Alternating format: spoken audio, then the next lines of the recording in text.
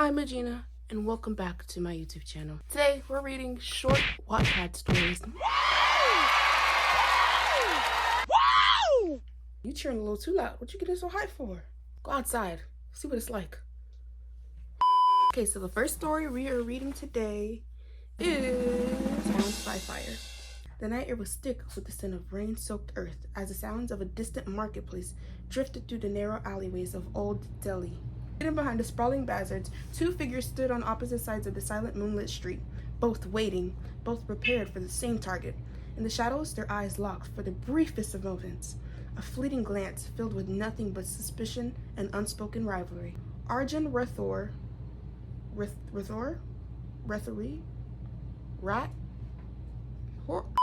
had been a feared name for the underground for years. With his family's reputation as skilled fighters and lethal tacticians, he had carved a niche for himself as one of the most dangerous bounty hunters in India. His imposing height, sharp jawline, and piercing eyes had earned him the nickname the Black Wolf. Known for his precision, he rarely missed a target, but this time, something was different. He could feel it in the air. Across from him, Maya Iyer was equally infamous, a fierce mercenary who worked for the highest bidder. She was a ghost in the night, quick and unpredictable. Oh my gosh! She was a ghost in the night, quick and unpredictable. With her jet black hair always tied back tightly, her demeanor cold and her movements precise. Her clients referred to her as the Phoenix. A name earned after explosion she survived 5 years ago. Maya and Arjun had crossed paths before, always as adversaries, never as allies. Neither had anticipated the other's presence tonight. Arjun's grips tightened on the hilt of his blade, his eyes narrowing as he studied Maya. He was dressed in his usual attire, a black leather jacket, combat boots, and a belt brimming with hidden weapons. He appeared to be scanning the area, no doubt aware of his presence, but choosing to ignore him for now. Arjun knew Maya too well to think she wasn't preparing for a confrontation. She always played her cards close to her chest. Maya's heart raced beneath her cool exterior, her sharp instincts kicking into high gear. She had been on the hunt for Rajbir Singh, a notorious arms dealer wanted by several criminal organizations. Rajbir had slipped through her fingers twice before, and Maya wasn't about to let him escape again. But now, with Arjun Rufus standing in her path, things had just gotten complicated. They both had reputations to uphold, and Maya wasn't about to back down. Not now, not ever. Rathmore, Maya called out across the alleyway, her voice slow and taunting. I didn't expect to see you here. Are you lost? Arjun smirked, his eyes gleaming with a challenge. I could say the same about you, Iyer, but I know better than to underestimate a stray phoenix. The words were laced with sarcasm, each probing the other for a weakness. They had fought before, skirmishes that ended with neither claiming a true victory, but tonight was different. Tonight they both were at the same man, and only one of them could leave with the prize. Arjun moved first, his muscles coiling like a predator ready to strike. He dashed towards her with the speed and agility of someone who had spent his life perfecting his combat skills. Maya was ready. She sidestepped, avoiding his attack, and spun on her heel, her foot coming in as a sharp, aimed at his midsection. Arjun blocked with ease, countering with a jab of his own, which Maya narrowly avoided. Their fight was fast, fluid, a dance to practice violence. The narrow alleyway echoed with the sound of fists meeting flesh, the clang of metal against metal, and the occasional grunt of effort. Neither gave an inch, each fueled a desire to win. But amid the chaos, something shifted. As their movements grew more intense, the space between them seemed to shrink, and their rivalry began to blur into something else, something unspoken, hidden beneath the layers of aggression and professionalism. Neither would admit it, but there was a thrill to their battles, a pulse that neither could ignore.